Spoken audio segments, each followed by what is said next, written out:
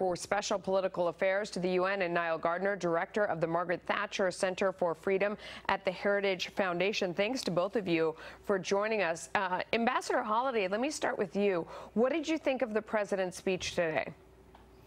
Well, I thought it was an important marker. He was essentially saying that what the United States believes is cooperation between sovereign countries is more important than creating, global or supranational institutions. And I think that's an important distinction. He's saying if we're healthy, our economy's strong at home, we have strong borders, and other countries have the same thing, that we're going to have a more secure world.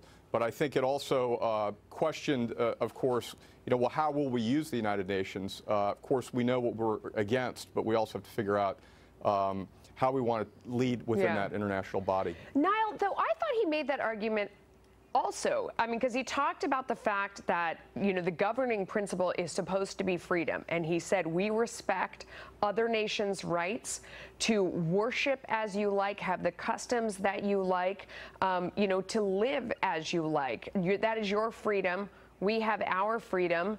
And, he said all nations should be pursuing what is in their own nation's best interest. And he really made the case that that doesn't have to be pursuing your own best interest.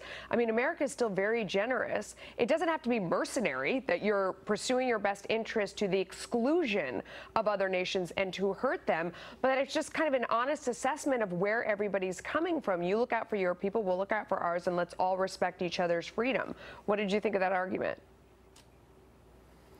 Yeah, I think the theme of national sovereignty, self-determination was at the very heart of this speech by President Trump. I thought this was a very powerful address by the president. It was very different, I think, in style and content to the typical UN address by President Obama over the last few years, which were very confusing, I think, in their messaging.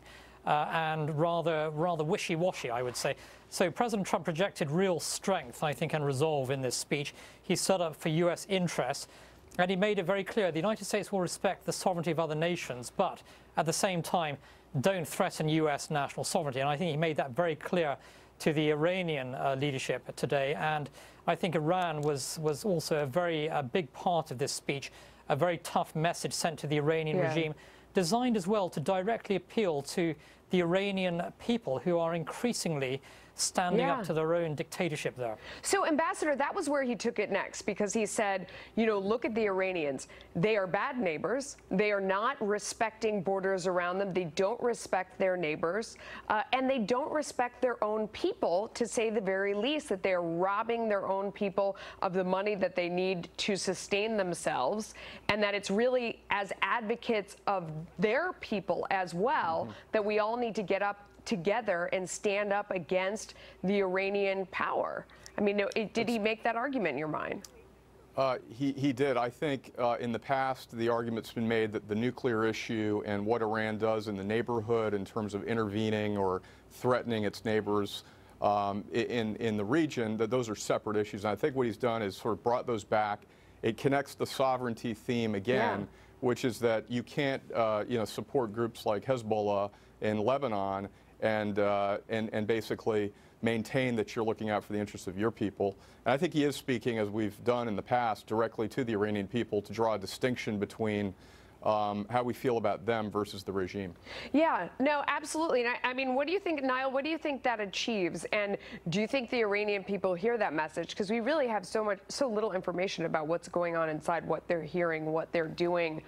We look to Israel for a lot of that information, but do you think that they're hearing any of that message within Iran itself? Well, that's a good question. I would imagine that a lot of Iranians would actually agree wholeheartedly with some of the messaging from President Trump today about the nature of the dictatorship in Tehran.